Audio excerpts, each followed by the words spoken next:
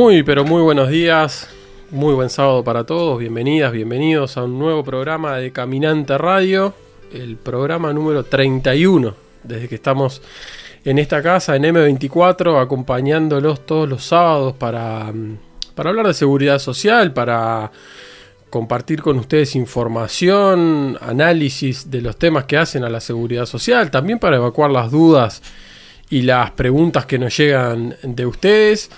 Gabriel Regalado quien les habla, ya se habrán dado cuenta que no está con nosotros en el estudio, al menos hoy, el director Ariel Ferrari. Ahora vamos a hablar un poquito de eso, pero quien sí está conmigo es el doctor Fabricio D'Angelis, que es abogado, asesor jurídico de la representación de jubilados y pensionistas, y que, bueno, junto a mí vamos a estar acompañándolos esta hora de programa para hablar de seguridad social y de muchísima información que traemos para compartir con ustedes. ¿Cómo está, Fabricio? Buenos días, Gabriel, buenos días, audiencia. Bueno, un gusto, un placer, una alegría estar nuevamente un sábado más acompañándolos. Como decíamos ahora hace un momentito, Ariel no está acá en el estudio acompañándonos, después lo vamos a tener formando parte del programa de alguna manera, pero el motivo por el cual no nos está acompañando hoy sábado aquí Ariel es que se encuentra a unos cuantos kilómetros de distancia. Digamos que si nos está escuchando Ariel por m24.com.uy puede estar merendando hasta ahora porque son las 5 de la tarde en Kazajistán, en Europa Oriental, que es donde está Ariel participando, invitado a participar de una actividad muy pero muy relevante para la seguridad social, organizada por el Instituto de Seguridad Social de Kazajistán, que cumple 25 años en el 2023 y que cuenta con el auspicio, la colaboración para la organización y el desarrollo del evento de una organización internacional de seguridad social muy, muy importante como es la AIS, la Asociación justamente Internacional de Seguridad Social, y que han decidido organizar este seminario, este simposio que se llama Perspectivas de Desarrollo de los Planes de Pensiones Mixtos, de los planes de los sistemas de seguridad social, por lo menos que tienen regímenes mixtos, es decir, regímenes de reparto y regímenes, por ejemplo, de capitalización. Ya vamos a hablar un poquito de eso. Y bueno, dentro de este tema tan amplio que es la seguridad social y los sistemas mixtos, la conferencia se divide o se reparte en distintos seminarios, ¿sí? en distintos paneles por tema. Ariel particularmente está participando dentro del panel de cobertura y sensibilización pública, es decir, para hablar justamente de cómo se traduce, cómo se explica, cómo se baja a la realidad cotidiana de las personas la seguridad social, los sistemas mixtos, para que sean entendibles, para que sean comprensibles y para que la gente, efectivamente pueda participar en el entendimiento y en la generación de un derecho como es la seguridad social. Le decíamos, Ariel está presentando, es uno de los expositores de este panel, con un tema que tiene mucho que ver con la realidad uruguaya, y es cómo las introducción del sistema mixto en el año 96, como la introducción de un régimen de ahorro individual le abrió la puerta, por decirlo de alguna manera, al vocabulario financiero y a la actividad financiera, porque en definitiva es lo que realizan las AFAPs, una actividad de ahorro y de inversiones, por definición una actividad financiera. Y el inicio de esta etapa introdujo una serie de modificaciones legales, pero también modificaciones en cuanto a cómo funciona el sistema, cómo la gente, qué entiende la gente por sistema mixto, qué entiende la gente por el funcionamiento de un sistema de ahorro individual, y cómo se ha demostrado que existe la necesidad de comunicar, la necesidad de educar, la necesidad de establecer mecanismos que permitan acercar o traducir un lenguaje tan complejo como es el financiero, y a veces alejado como es el de la seguridad social, a la realidad cotidiana de las personas. Pero bueno, vamos a hablar un poquito más después de esta actividad que estuvo organizada, como decíamos, por el Instituto de Seguridad Social de Kazajistán, pero también participaron muchas otras organizaciones, Fabri. Sí, ahí en este tan importante evento que está bueno decir el orgullo y el reconocimiento, ¿no?, que se le hace en este caso a un expositor del Uruguay. Creo que va también un poco de la mano con este reconocimiento a nivel mundial que tiene Uruguay como uno de los países pioneros y sobre todo de fomentar todo lo que tiene que ver la interrelación entre los estados, ¿no? Debemos recordar que que el Uruguay es uno de los países o el país que tiene más convenios de seguridad social a nivel mundial, y este hecho no es un detalle menor, que está bueno compartirlo con la audiencia, y claramente esta invitación que en este caso le recayó en el director Ariel Ferrari es un detalle que está bueno aclararlo. Sí, porque son pocos los representantes de Latinoamérica que participan de este congreso, de este seminario, que tiene muchos expositores que provienen de distintos ámbitos, muchos de organizaciones internacionales bien relevantes, como hay expositores del Banco Mundial, de la OIT, de la OCDE, que es la Oficina de Cooperación de los Países Desarrollados. Hay especialistas también en el ámbito de los seguros, de las instituciones educativas, universidades, centros de investigación. Realmente es una conferencia bien importante en donde hay, como decías vos, quizás un doble reconocimiento en seleccionar a Uruguay como país y en particular a un director representante de un sector social, en este caso los jubilados y pensionistas, para contar su experiencia, para contar o darle la posibilidad de explicar de qué forma aquí interpretamos la realidad y la existencia de este sistema mixto que tiene Uruguay. Y en ese sentido es importante poder también llevar distintas campanas, ¿no?, de cómo se evalúa y de lo que significa tener un sistema mixto, y en particular, porque un poco es lo que veníamos hablando de lo que tiene que ver con la presentación de Ariel, y de la experiencia y de la forma que los jubilados y pensionistas, a través de la representación y también de la ONASPO, entienden el sistema mixto, que es a partir de muchas fallas que ha tenido a lo largo de esta experiencia de 27 años en el Uruguay, en donde muchísimos aspectos que se prometían no fueron luego, no se concretaron, ¿sí? Aquello del desarrollo del sistema de capitales, aquello de que iba a crecer la cobertura a raíz de que la gente se iba a ver motivada por tener una cuenta de ahorro individual y eso le iba a volcar a aumentar la formalidad, tampoco ocurrió, tampoco permitió, decíamos, aquello de la competencia entre las administradoras que iba a hacer que las comisiones que cobran por el servicio sean tan bajas. No se dio esa competencia, más bien se dio lo contrario.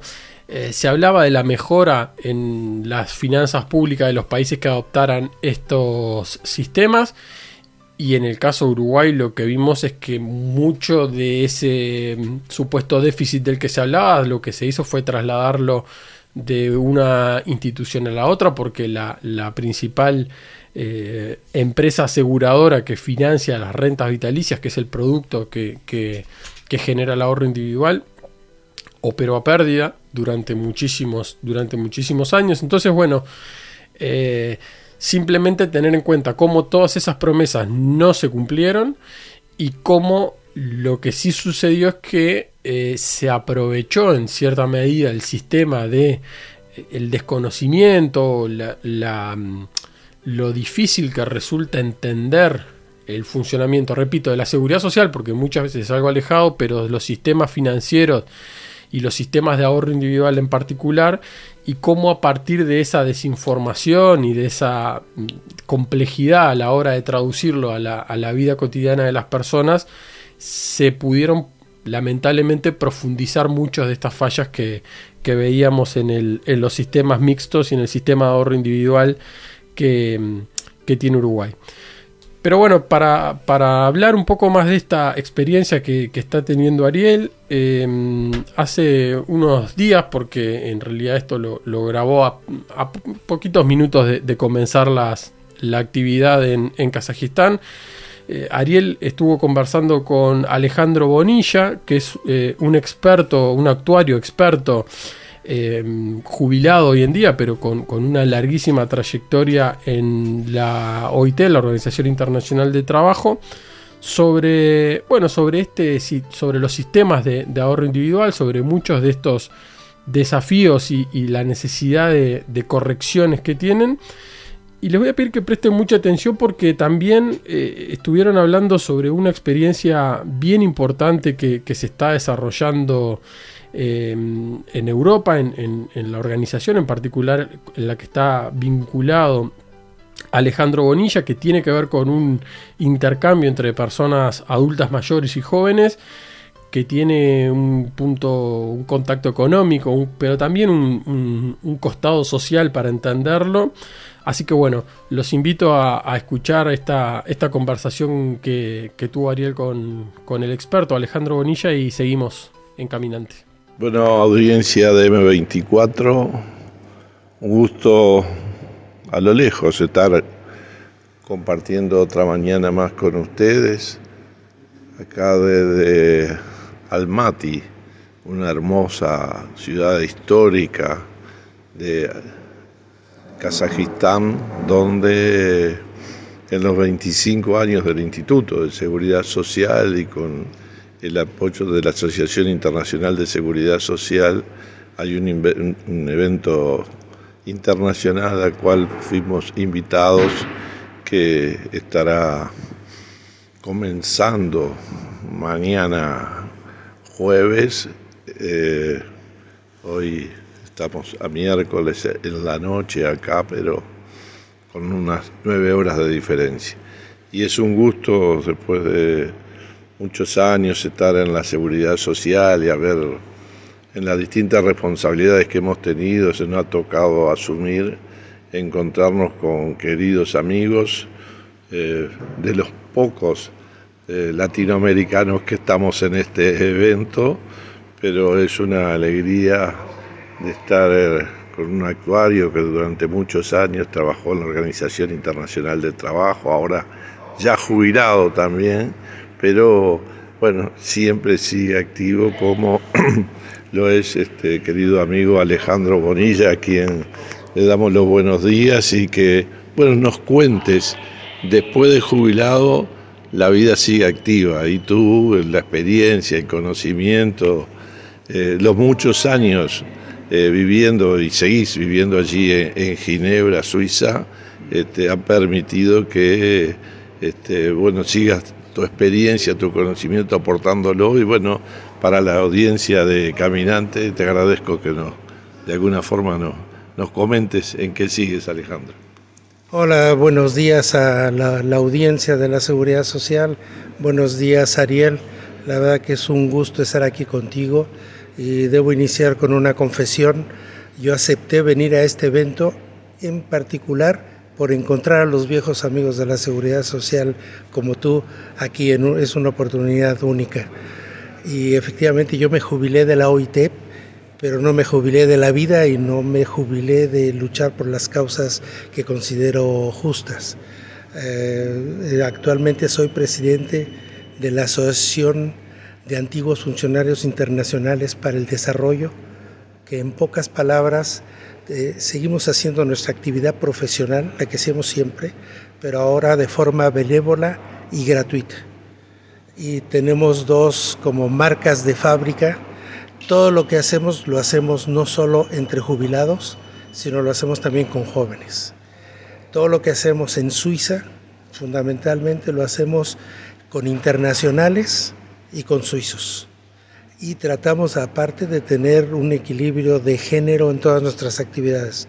Siempre invitamos de panelistas o de expositores o de textos a mujeres y a hombres para tener ese tipo de equilibrio. Hacemos trabajos de mentores con la Fundación Kofi Annan en la que ellos seleccionan cada año a 12 jóvenes ejemplares en el mundo que están luchando por algún objetivo de desarrollo de Naciones Unidas.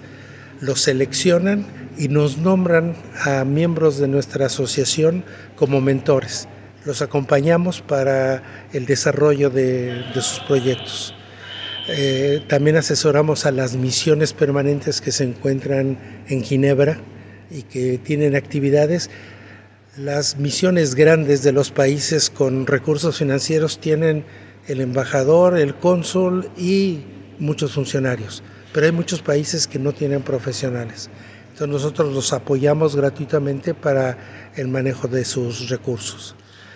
Parece muy loable la experiencia. No hay que encerrársela en sí mismo, sino tratar de compartirla, de que se conozca y que haga en esos ámbitos de diálogo, de participación, lo más equilibrada posible y no haya tampoco desigualdades en aquellos que tienen acceso a la información o tuvieron la oportunidad de capacitarse con otros. En eso reconocer también que muchas veces se nos ha ayudado. Me recuerdo hace muchos años tú siendo docente de muchas actividades de trabajadores que se hacían por ahí.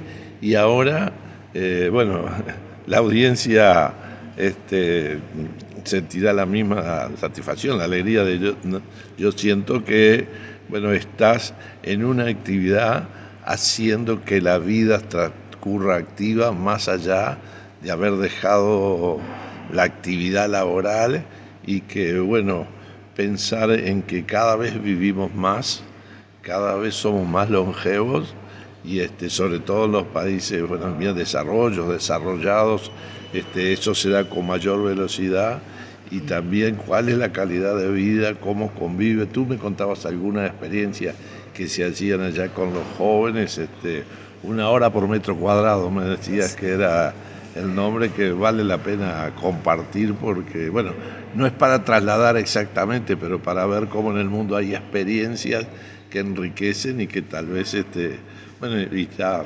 coordinaremos seguir en contacto para analizar estas y otras cosas. Claro, efectivamente esa experiencia es una que funciona en Ginebra con mucho éxito y como dicen los americanos es win-win, ganan las dos partes.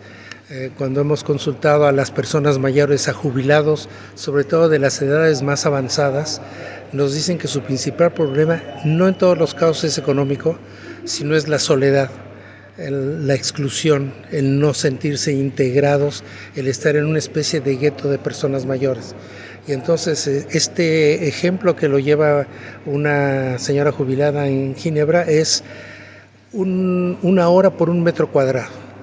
Y las personas que en su casa tienen una habitación libre o 2 habitaciones libres, ofrecen a un joven estudiante que no tiene los recursos probablemente para pagar una renta y hacer sus estudios, le ofrecen la habitación y, por ejemplo, si le ofrecen 12 metros cuadrados, el estudiante queda obligado a no pagar renta, pero a dedicarle 12 horas a esta persona. Puede ser para acompañarla a hacer sus compras, puede ser para conversar, algunos dicen es para practicar un idioma extranjero, algunos dicen para que me ayude con internet, otros para que me ayude con el teléfono, cosas que a los jóvenes se les da muy fácilmente, pero al final de cuentas se crea un lazo y una amistad y esto ha generado una red muy simpática y es un ejemplo en el que no le cuesta a nadie.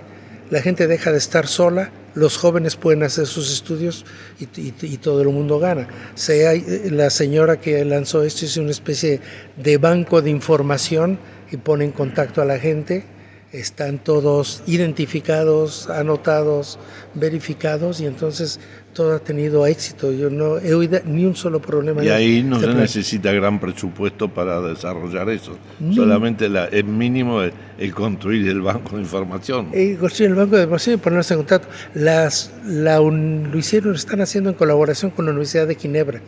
La Universidad de Ginebra, que veía que los chicos tenían problemas para rentar y buscaban, le decía, puedes rentar y buscar, pero ¿qué tal si vas y vives con esta señora y la ayudas? Uh-huh. Y muchos lo han tomado y están encantados de hacerlo porque la vida es cara en Ginebra. Claro, sin duda las experiencias no son para calcarlas, más cuando traerlo de realidades de países distintos por su economía, por su desarrollo, lo que puede ser Suiza que Uruguay, pero bueno, sin duda son ejemplos de cómo es posible y cómo eso que tanto nos preocupamos nosotros y que queremos que nada que atañe a nosotros sea sin nosotros, acá una posibilidad más. Pero en unos minutos más, mañana empezamos la actividad acá en Almaty y que por lo que estuvimos conversando ahora en un café que era parte de la agenda, reunirnos previamente los que vamos a exponer en la actividad y tratar de coordinar y mirar los puntos focales más importantes. ¿Qué expectativa tiene de esta actividad vos con tanta experiencia y en un país con tanta riqueza como tan importante, que en determinado momento fue hacia un sistema de crear cuentas individuales con administradoras de pensiones? Nos decían 11 eran las que habían, y hace unos 8 años atrás empezó la revisión, asumiendo las cuentas individuales el Estado, concentrándose en él y tratando de reducir ese lucro que generaban esos negocios las administradoras privadas, ¿no? Claro. Bueno, sí, yo creo que el principal objetivo que tengo conjuntamente con los otros participantes es traer la experiencia de otros lugares, y el mensaje principal en mi caso sería de que se deben hacer trajes a la medida. Yo siempre hablo de los países, de su población, de su economía, de sus condiciones del mercado de trabajo, como el paciente. Y al paciente no podemos llegar con la medicina ya hecha. Tenemos que hacerle trajes a la medida y tenemos que ver la población, el nivel de informalidad, el nivel de desempleo, el nivel de pobreza, la estructura de la economía, la estructura de edades de la población, y hacerle un traje a la medida. Yo creo que en el caso de Kazajstán trajeron la medicina y vieron a ver si le empieza a funcionar al paciente. Y luego se dieron cuenta que no le funcionaba bien al paciente y trajeron otra medicina. Y por lo que he oído en estas primeras horas, están verificando a ver si le funciona la nueva medicina al paciente. Yo creo que lo mejor y lo más positivo sería que consulten al paciente, que lo hagan más participativo al paciente, que consulten a todas las partes y que empiecen cada vez más a hacer un traje a la medida, a su realidad, dejando atrás cualquier preconcepción que tengan y pensando que los ejemplos aún exitosos en cualquier otro lado pueden ser referencia, pero que tienen que ser adaptados a la realidad nacional. Sin duda, porque allá cuando en los 80s empezó el modelo de privatización en Chile, después que se empezó a promover que calcara ese modelo que iba a ser exitoso, iba a ser el resultado de salvar la seguridad social, de reducir la pobreza, de generación de empleo, de crear fondos de capitales, tantas proyecciones que ninguna en estos casi 40 años se han cumplido, pero que vale la pena que hayan desde los estados, desde las organizaciones, este tipo de actividad, y a partir de ahí experiencias que se rescatan y acciones concretas que, ese derecho humano tan fundamental como es la seguridad social siga con un objetivo central, que es no el gran negocio del capital, sino en particular en la vejez, la reducción de la pobreza y tener una vejez digna. Así es. Totalmente de acuerdo. Yo creo que es fundamental pensar que la dignidad de vida, la dignidad de respeto, la inclusión no tienen una fecha de perempción, no se acaban en ningún momento, inclusive la muerte tiene que ser digna. Entonces no hay por qué cortar la dignidad y los niveles adecuados de vida en ninguna edad. Tenemos que pensar siempre en el futuro y como siempre repetimos en mi asociación, citamos a Víctor Hugo, que él decía, quiero morir viviendo.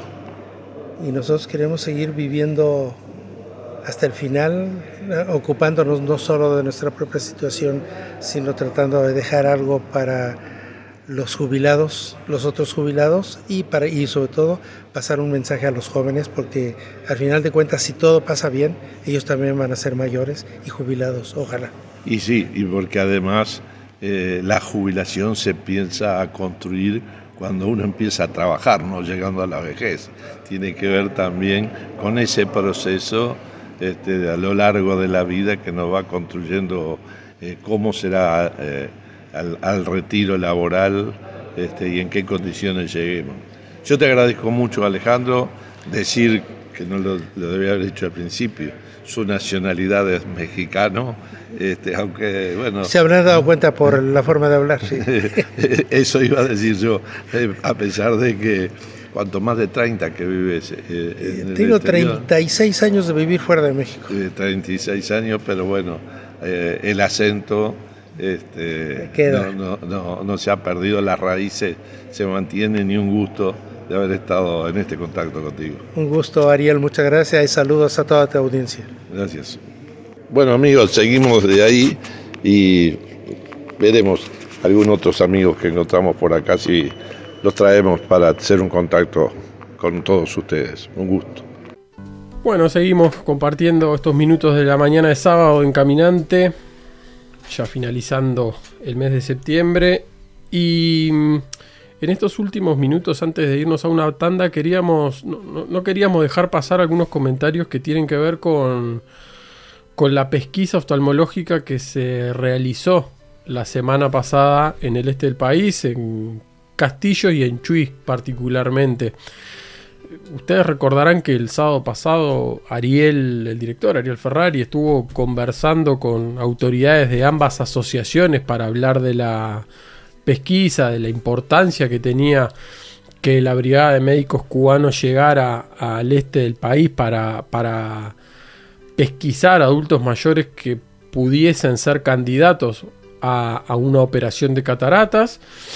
Y bueno, la pesquisa estaba programada para realizarse, como ha dispuesto ACE últimamente, por un lado, para los jubilados y pensionistas que reciben atención en un prestador privado en la asociación de jubilados, y quienes son jubilados y pensionistas y reciben atención de ACE, hacer la pesquisa en el hospital.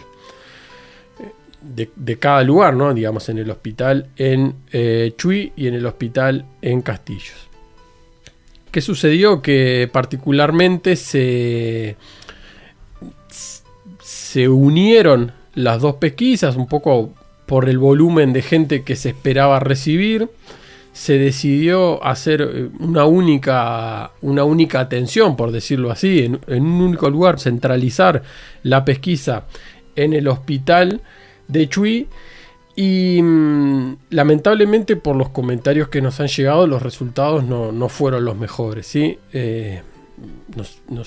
Hicieron llegar videos, comentarios, testimonios de personas que hablaban de largas filas y largos periodos de espera en las afueras del hospital, en donde reinaba un poco la confusión, porque además se dio otra situación en donde ACE había anunciado la semana anterior que iban a concurrir oftalmólogos especialmente para atender el atraso en la atención oftalmológica, valga la redundancia, que había en la zona. Entonces mucha gente concurría por la atención, una atención común, se encontraba con que en realidad eso había sido la semana anterior, y que ahora lo que se estaba por realizar era una pesquisa para jubilados y pensionistas que tuvieran problemas de cataratas. Reinó, digamos, un poco el desconcierto de mucha gente, y bueno, las condiciones no fueron las mejores, y lamentablemente esto, digamos, va en desmedro un poco del programa Operación Milagro y también de los jubilados y pensionistas. Sí, es como bien decía Gabriel, y bueno, lamentablemente esto confirma un nuevo episodio que bueno, a veces las cosas cuando funcionan bien y se pretenden tocarlo, cambiar o modificar, lamentablemente, bueno, tira un poco por la borda todo lo hecho y lo construido. Ya desde 2008, bueno, siempre las asociaciones de jubilados y pensionistas de todo el país, a lo largo y ancho, fueron las encargadas, bueno, de recepcionar, ¿no? De hacer los controles previos, si la persona, por lo pronto, por los ingresos, calificaba o no. Y bueno, eso siempre funcionó de muy buena manera. Y bueno, por lo pronto del 2020 hasta ahora se ha ido modificando y la verdad que no han sido muy buenas las noticias con respecto a la organización y bueno, de este tan importante programa como es la Operación Milagro. Claro, hay una cuestión básica que siempre recordamos que parece menor, pero que luego se entiende muy fácilmente, incluso con las imágenes que veíamos el otro día, que tiene su relevancia. En las asociaciones de jubilados hay un lugar específico para que la gente llegue, se la recibe, se le explica. Pueden estar bajo techo, sentados. Un vecino el otro día nos decía, menos mal que no llovió, porque si no, bueno, iba a ser la descoordinación iba a ser aún mayor. Y bueno, todo esto surge primero de esta cuestión de separar a los jubilados y pensionistas según dónde se atienden para saber dónde se hace la pesquisa, y en segundo lugar, bueno, con esta idea que no tuvo el mejor resultado. La pesquisa finalmente se pudo realizar, pero decíamos quizás en condiciones no satisfactorias, sobre todo teniendo en cuenta jubilados y pensionistas. Estamos hablando de personas mayores que muchas veces necesitan una compañía, porque tienen una dificultad visual, digamos, partiendo de la base de que van allí por ese motivo.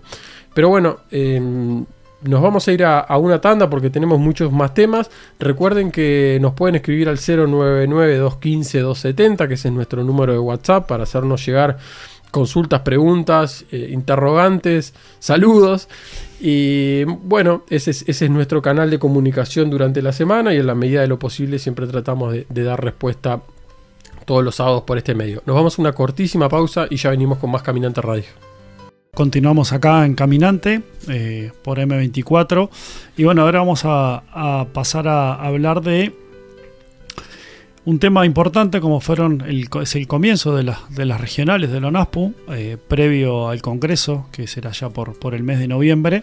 Y bueno, la primer regional, la regional que se desarrolló el pasado 28 de septiembre, y para eso vamos a hablar, y bueno, para que nos cuente un poquito, con el maestro Ernesto Hernández. Ernesto, buenos días, Fabricio te saluda acá. Buen día, ¿quién habla? Gabriel es. Gabriel anda por acá. Ernesto, ¿cómo andás? ¿Cómo andas, Gabriel? Gabriel y Fabricio, ¿andamos todo bien? Estamos los dos. Sí, acá acabamos de terminar el regional. Mire, recién yo llegué a Cerro Chato, terminamos el regional aproximadamente 14:30. Comenzamos a la hora 10:15, comenzamos y terminamos 14:30. Y ya estoy en Cerro Chato ya de nuevo. Muy bien. Pero hay compañeros que realmente les lleva mucho rato poder llegar a los destinos. La gente de Montevideo se va en camino. Que sí, en la viaje, gente claro. de Rocha, toda esa zona, va en camino también. Claro. Les requiere muchas horas de viaje. Sin duda. De Rocha, por ejemplo, supone el recorrido por Castillo, por la barra del el Chuy, tienen que cruzar el puente nuevo, eso que hay en la Charqueada, ir a 33, y de 33 a Melo le lleva aproximadamente 6 horas de viaje. Así que tienen 6 horas para regresar, ellos van en camino también. Un esfuerzo bien grande, está bien. Un esfuerzo exacto para ver cómo, de San Carlos en auto hasta Montevideo, llevando gente de José Pedro Varela, de Maldonado también. Entonces es un esfuerzo grande realmente cuando se realizan las movilizaciones o los regionales, que tiene que hacer mucha gente de las asociaciones para poder llegar a los lugares. Claro. Ernesto, contanos un poco a la audiencia, digamos, cómo es la dinámica de una regional, cómo se organiza, qué temas estuvieron arriba de la mesa para el debate, para la discusión, y bueno, cómo funciona la asamblea regional. Sí, las regionales ya tienen más o menos su formato de funcionamiento. el trabajo previo que se realiza con la asociación anfitriona para que todo salga bien. Encontramos el Melo todo muy bien organizado, con la recepción correspondiente, o sea, ya a las 8 de la mañana estaban esperando a las delegaciones. Allí se hace la anotación correspondiente de las distintas delegaciones, se prepara para el almuerzo, se cobra un pequeño ticket para un almuerzo que se realiza en la misma asociación para no perder tiempo y poder terminar más temprano, porque por el regreso justamente de las asociaciones que le llevan tanto tiempo. Y bueno, y comienza en realidad el funcionamiento de la asociación cuando todas las delegaciones llegaron. Allá en el Melo habían 9 asociaciones presentes. Una como invitada, que era José Pedro Varela, que está formando su asociación. Y otra Lascano, que no pudo ir, pero que también se está tratando de organizar para tener una asociación en esa localidad. Y posteriormente se hace un informe donde la presidenta de ONASPO, Estelo Velar, brinda todos los acontecimientos últimos que han sucedido a nivel de ONASPO y de jubilados y pensionistas, con toda la problemática y los derechos esos que vamos perdiendo poco a poco, presentando realmente la situación cuál es de los jubilados, la realidad de los jubilados y pensionistas a nivel nacional, ¿no? y a nivel local.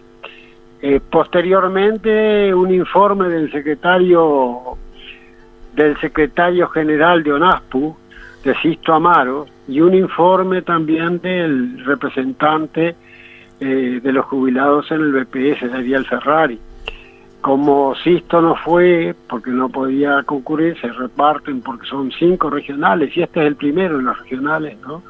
Entonces van algunos directivos, se reparten el trabajo en los distintos regionales, porque ahora continúa todas las semanas regional hasta que culmina ya por el 26 o 27 de octubre, no recuerdo bien la fecha, donde los jueves y los viernes normalmente se realizan los regionales.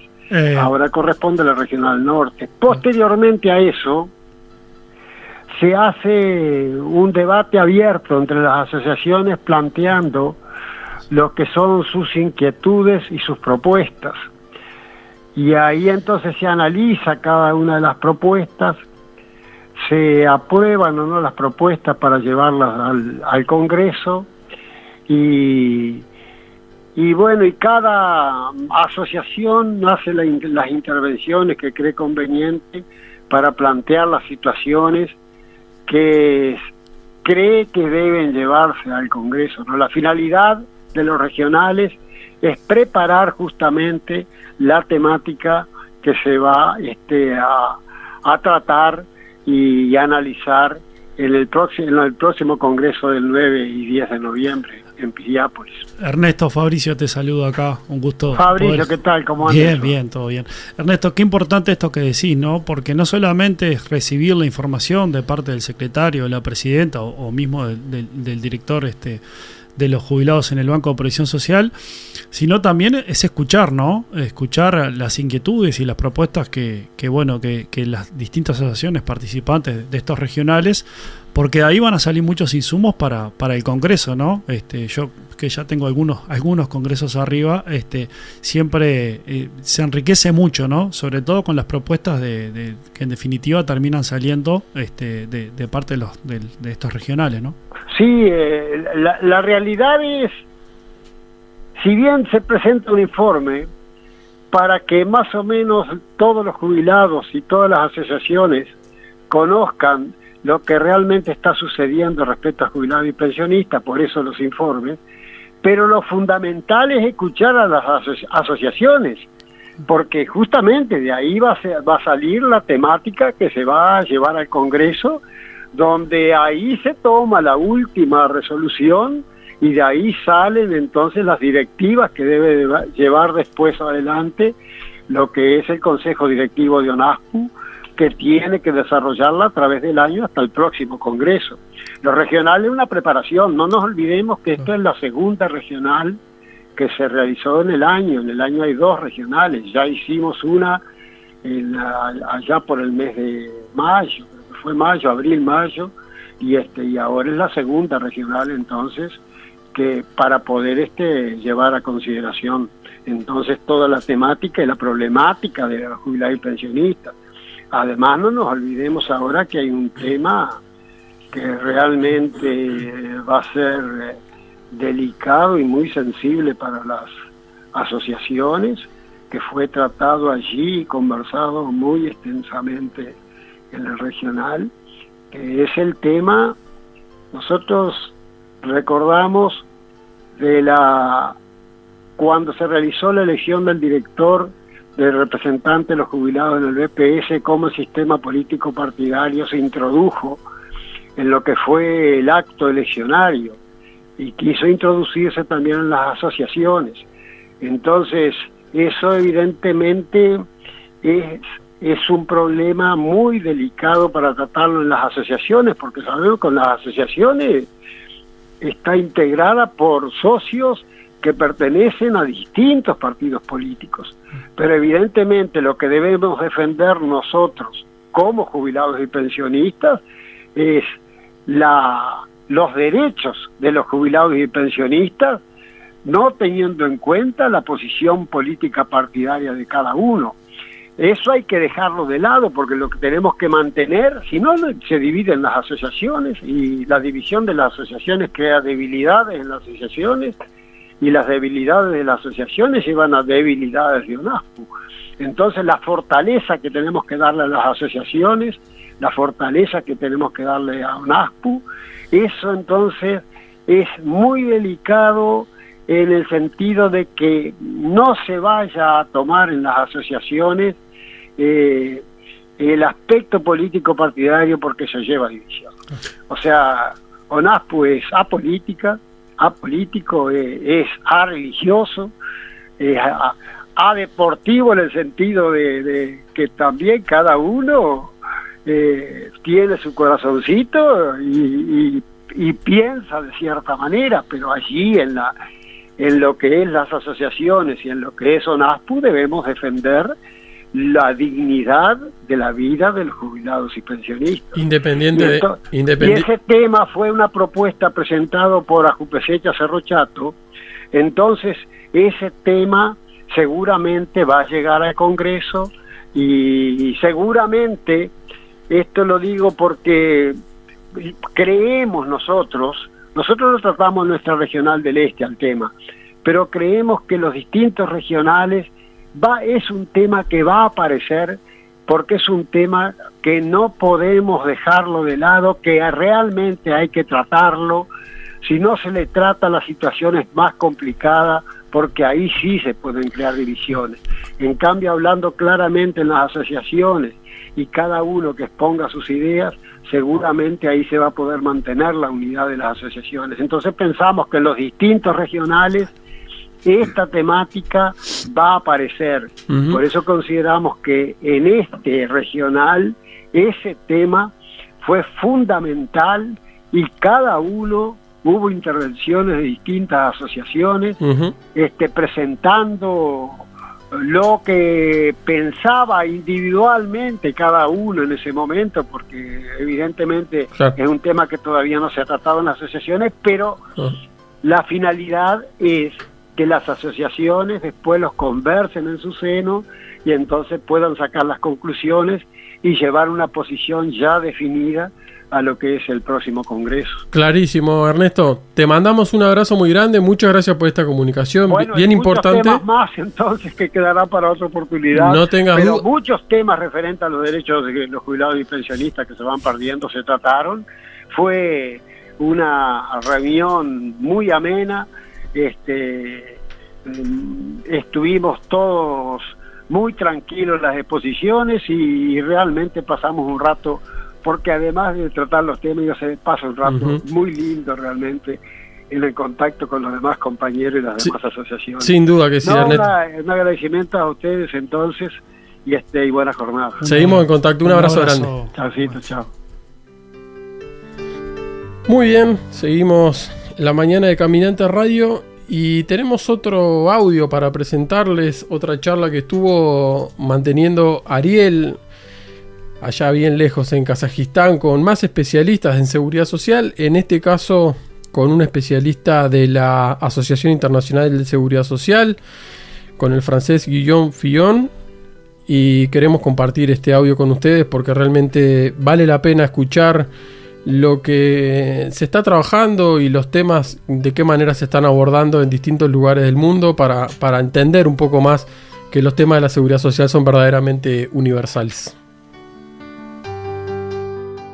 Amigos de M24, seguimos acá en Almaty en esta tan importante actividad organizada por la Seguridad Social de Kazajistán y con el apoyo de la Asociación Internacional de la Seguridad Social, donde en cada actividad que se viene, que se puede participar, uno trata de hacer su aporte, y bueno, una visión nuestra de la seguridad social de Uruguay, la región, pero también recoge muchísima experiencia, mucho conocimiento que, bueno, después a la hora de construir propuestas, a la hora de analizar hacia dónde va nuestra seguridad social, la necesidad de cambios, sin dudas que son aportes bien interesantes. Y en el panel que nos tocó estar a nosotros, bueno, estuvo el doctor, yo le voy a decir en español, Guillermo Fillon.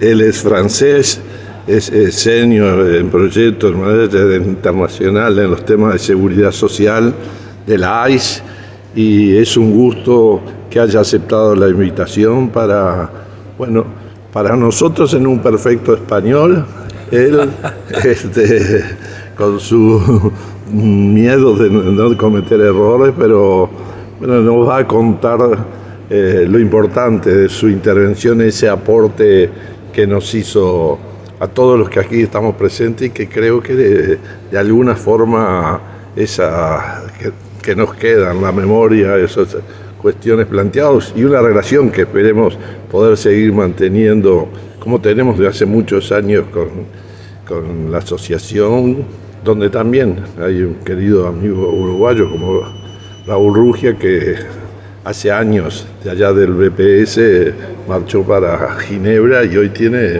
una importante también responsabilidad, y bueno, así somos los uruguayos. Un gusto, Guillermo, y tu saludo. Buenos días, buenas tardes, es decir, es un placer discutir contigo y perdona por mi pobre español. ¿Qué quieres tú que digo? Puedo hablar de mi intervención, pero también de nuestros trabajos ahora en la AIS, como lo quieres. Sí, empecemos por el trabajo de la AIS. Sí, actualmente estamos trabajando sobre nuevas directrices de la AIS. Las directrices de la AIS son programas que quieren proponer soluciones operacionales a las instituciones de seguridad social sobre sujetos como las tecnologías de información y de comunicación, la recaudación de contribución y este tipo de sujeto. Y estamos trabajando sobre el sujeto del long-term care, es decir, el problema del envejecimiento y de la autonomía de las personas mayores, por ejemplo. Hay muchas instituciones a través del mundo que encuentran problemas para responder correctamente a este tipo de nuevo riesgo. Trabajamos también sobre la cuestión de las plataformas internet como Uber, Deliveroo y todo eso, y fue el sujeto de mi intervención hoy, un poquito antes de tu intervención, que fue mejor desde mi punto de vista, y gracias de nuevo por eso. Las plataformas presentan un problema, es que se presentan como si fueran nuevas soluciones de trabajo, pero de hecho la visión de las plataformas es una visión del trabajo cómo fue la visión en el siglo XIX, es decir, que las personas que trabajan para las plataformas, los trabajadores dependientes, son considerados, son declarados como si fueran trabajadores independientes, es decir, que son en cargo de su propia protección y de hecho las instituciones de seguridad social tienen que adaptarse a este tipo de proposición. En los países industriales, por ejemplo, la respuesta es frecuentemente de decir que no, que las personas que trabajan para las plataformas son trabajadores dependientes, es decir, salariados, es decir, que el empleador tiene responsabilidades para proteger los salariados, pero en las economías emergentes, las plataformas constituyen una oportunidad para la formalización. Y de hecho, es un sujeto apasionante para la Asociación Internacional de Seguridad Social porque hay varias plataformas, hay plataformas de servicios a la persona, pero hay también plataformas virtuales para el diseño, por ejemplo, de los sitios internet o para la moderación de los foros en internet o todo eso. Esas plataformas son diferentes y la manera que usan para tratar sus trabajadores dependientes son diferentes. También el problema es que tenemos multitasker, es decir, trabajadores que trabajan para varias plataformas, entonces las instituciones de seguridad social tienen que buscar una solución para asegurar la portabilidad de los derechos de los colaboradores y todo eso, perdona, pero es sin fin. Porque nuestra audiencia sabe, es un tema que cuando se discutió hace meses la necesidad de una reforma del derecho jubilatorio por el desequilibrio entre lo que ingresa y lo que egresa, bueno, nosotros cuando fuimos invitados al Parlamento, tanto a la Cámara de Diputados como a la Cámara de Senadores, hablamos de que no se analizaba en lo más mínimo cómo miles de trabajadores informales, primero por sus derechos, pero también después para el financiamiento de la propia seguridad social, debería analizarse eso. A veces los delivery es lo más que uno ve. En Montevideo andan en las motos con una cajita detrás, llevando lo que tú pediste por internet o por teléfono. El titular de esa empresa tiene 3, 4 informáticos que manejan los software o alguna otra cosa y nada más, pero al final de cuentas, ¿no? Al final de cuentas ahí se lleva la gran ganancia de él, un aumento tremendo de su productividad y la informalidad. Te comento, Uruguay fue creo que fue el primero, pero como no lo tengo certeza, pero uno de los primeros que tuvo una sentencia judicial. En el Uruguay no genera jurisprudencia, es decir, otro juez puede fallar distinto, de que ante un reclamo de un trabajador de Uber lo declaró dependiente. Como en Inglaterra, en Francia, en España. Exacto. Sí. Entonces creo que bueno, trasladar estas experiencias y además de un organismo al cual el BPS es parte porque integra la Asociación Internacional de Seguridad Social, creo que es bien interesante. Y el otro tema que planteaste, que es el envejecimiento activo, en definitiva, bueno, vivimos más años, ¿cuál es la calidad de vida? Sí, a veces perdemos autonomías y en nuestros países no hay políticas de cuidado desarrollados que atiendan al adulto mayor. Esos son dos problemas fundamentales. Es decir, que, por ejemplo, la cuestión de la formalización es una cuestión axial. Cuando lees, por ejemplo, los informes de la FMI sobre la situación de los pensionistas en América Latina, tú puedes ver que no hablan de las personas que no son en el mercado formal, lo que es sorprende, por lo menos. Cuando, como esta mañana han hablado de reformas, de privatización de las pensiones, pero no han hablado de lo que se llama en inglés los spillover effects, es decir, les effets de débordement en francés, no sé, es decir, las consecuencias de las reformas, por ejemplo, la privatización para los trabajadores formales, sobre el asunto del Estado que tienen que pagar las pensiones sin contribución, las pensiones de solidaridad, las pensiones sociales. Lo no contributivo, digamos. Lo no contributivo, sí, aquel que no llegó a tener una jubilación y el Estado tiene esa responsabilidad. Sí, absolutamente, y la formalización es absolutamente esencial, es el primer paso que tienen que hacer cuando hay una reforma, porque no se habla de las personas que son, como decirlo, las más ricas y que pueden que pueden protegerse con su propio asunto, su propia moneda, no sé cómo se dice en español, perdona, pero se habla de la protección de la población en general, es decir, los que trabajan, pero también los que tienen desempleo, las mujeres, los trabajadores en la agricultura, y la formalización es la única solución independiente finalmente de la manera que usas para financiar las pensiones. Sí, el modelo puede ser distinto en un país o en otro, pero sí, el tema de la formalización del empleo totalmente es universal, debe ser universal. Totalmente.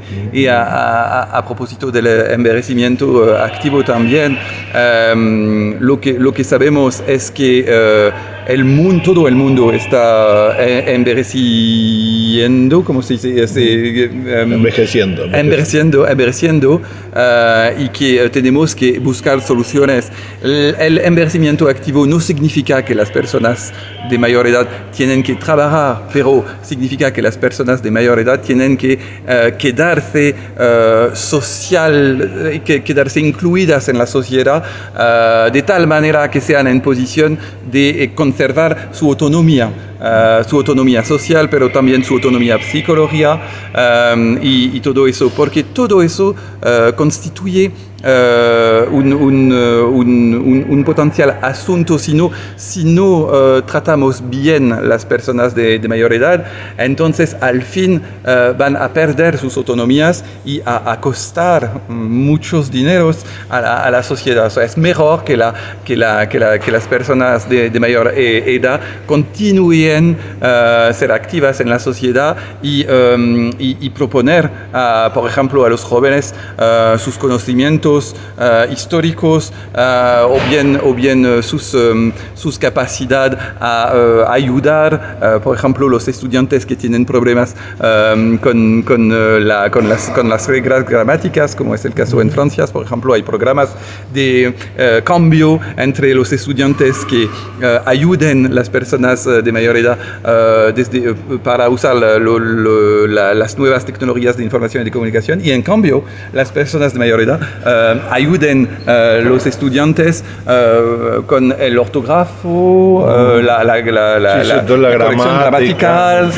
y todo este tipo de cosas. Bien interesante, y creo que lo recibimos con mucha alegría y con además generando un compromiso, que seguiremos en contacto hablando de estos temas. Y será un gusto si un día llegas allá por el sur. Si me perdonan el nivel de mi español, con placer. Sí. Pero tengo que decir también, yo sé que tú vas a acostarme, pero tengo que decir también que tu presentación de esa tarde fue la mejor de lejos. Has bien explicado las consecuencias de las reformas y la necesidad de tener en cuenta todas las personas y no solamente el interés de los bancos y de los intermediarios financieros, y fue como como nuevo aire para mí. Bueno, Gracias. Gracias, muy amable. Y esperemos que haya sido así un aporte más. Un gusto, Guillermo, nos seguimos encontrando. Bueno, sigan ustedes, compañeros, desde allí. Un gustazo.